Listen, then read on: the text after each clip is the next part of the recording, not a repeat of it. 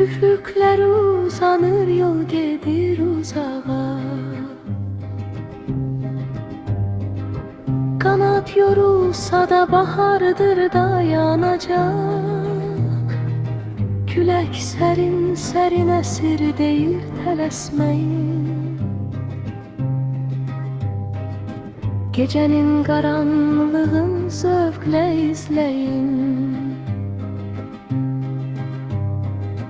Aşağıda deniz var, bulutları əks edir. Dünya bize bakarak sanki el edip dönür. Arkada kalan payı saralmış bir hatire. Ümitle uçuruq biz o yaşıl təbiətə. Baxın ilan tək uzanan o yollar nə qəribə.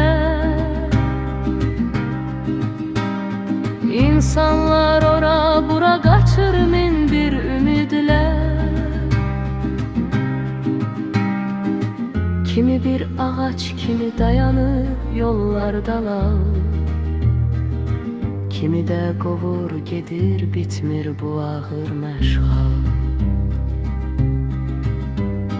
Bizim qanadımız yüngül, onların dərdi ağır. Hər birinin qayğısı bulut tək başa yağır. Birdən bir səs gəlir, göyü yarır dəmir quş. Bizim kimi uçur o da amma yolu yoxmuş. O dəmir qanadlarda şəhər gurultusu var. Altımızda daş kimi mürgüləyir divarlar. Gecenin ışıqları ulduz tək sayrışanda.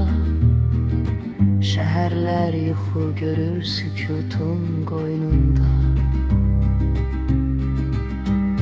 Meşələr dərindən ah çəkir, mehlə dincəlir.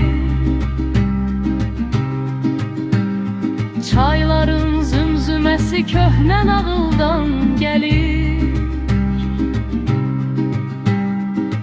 Biz isə bahar üçün kəsirik bulutları. Göyün yollarındayıq ötürü qaranlıqları. Bəlkə insan da bir gün anlar bu sirri bizdən. Hamımız yolçuyuq keçən bu gizli izdən. Dünya böyük bir köçdür, hər kəs gedir bir yana.